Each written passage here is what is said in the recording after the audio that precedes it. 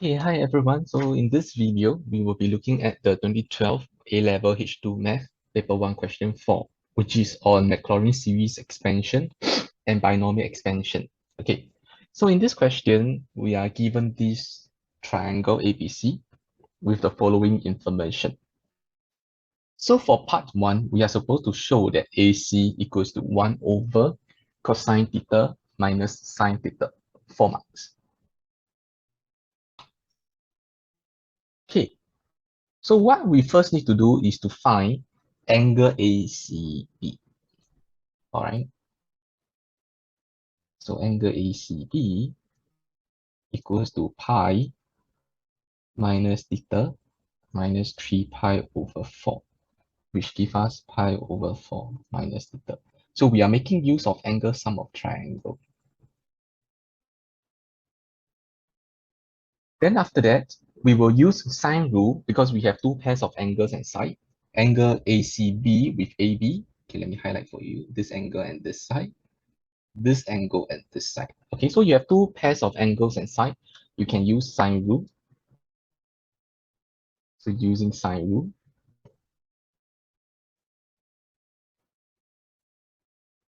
we have sine angle ACB over AB, sine angle ABC over AC. So if you make AC the subject, you have sine 3 pi over 4 over sine pi over 4 minus theta. Because AB is 1, AB disappears. Okay. After that, let me shift the working up here. This will give us 1 over square root 2.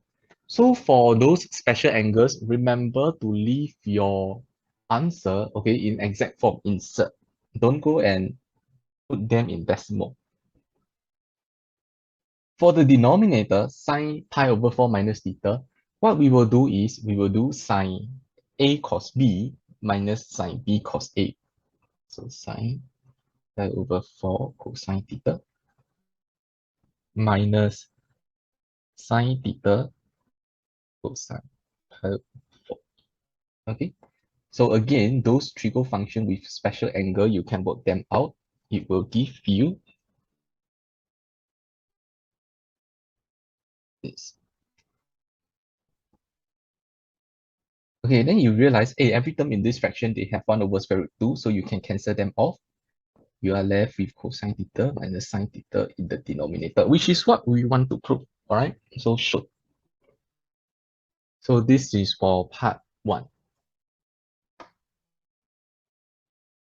Sine rule, trigo identities in MF26, they are prerequisites from O level. Okay, so make sure you guys know them, because most teachers in JC, they will not be revising them with you anymore due to the lack of time. Okay, so I hope you guys have taken down this working, because I will need to erase them. I have no space for my part 2. All right, so make sure you guys pause the video, take this down. I'm going to erase that.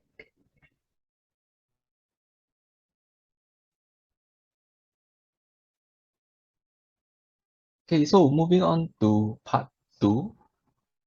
For part 2, given that theta is sufficiently small angle, show that AC equals to that expression. And then later on, we need to find out what A and B constants are. Okay. Now, a lot of students, they are unsure about this. Theta is sufficiently small. Okay, what does it imply? What does it mean for theta to be sufficiently small? Okay, let's take a look at the MF26 formula.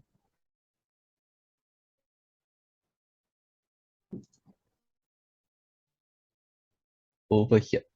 Okay, so we are looking at the expansion, Maclaurin expansion for sine x and cosine x.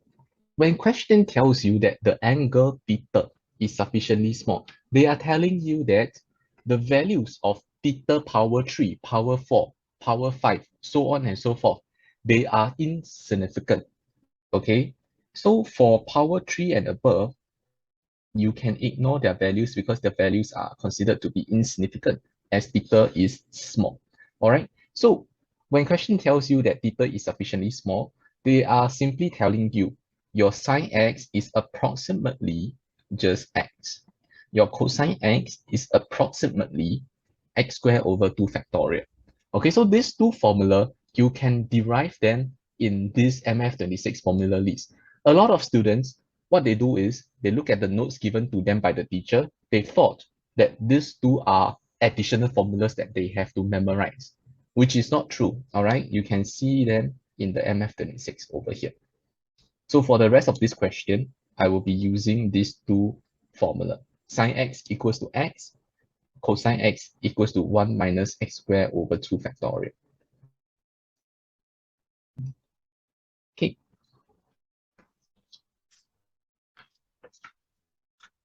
So since theta is small, so write that down, since theta is small. From the MF26, we know that sine theta is approximately theta because the values for higher power, they are insignificant. Cosine theta is approximately 1 minus theta squared over 2. Okay. So AC, just now we have proven that it is 1 over cosine theta minus sine theta. So I'm going to replace my cosine theta with this, my sine theta with this. Okay, this comes from my cosine theta. This comes from my sine theta.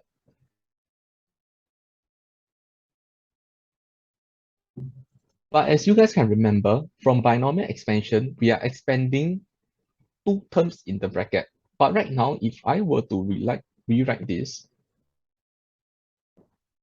I have three terms in the bracket. So some students, they will get stuck over here. But don't worry, all you need to do is group the second and third term together as one. Okay, group them as one term. Before you do your binomial expansion. So when you're expanding them, power bring down. Then you have 1x. Then after that, I got no space, so I'm going to write below. This is for the third term. So I'm doing binomial expansion over here. All right. So this will give us 1 plus theta squared over 2. Then after that, from the third term, I will get 1. Okay, this whole thing is simply 1. All right. 1 times theta squared. Okay, you realize I'm not writing every terms down in the expansion because all we need is up to power 2. Those power 3 terms, power 4 terms, you can ignore them. So this will give you 1 plus theta plus 3 over 2 theta squared. So according to the question, the coefficient of theta is A. Okay, so A is 1. B is the coefficient of theta squared, which is 3 over 2. So very important, make sure you answer the question. A lot of students, they solve, they will stop at this step and they lose 1 mark for nothing because they never answer the question. So make sure you include the values of A and B when you're answering. All right. So that's all for question 4. See you guys in the next video for question number 5.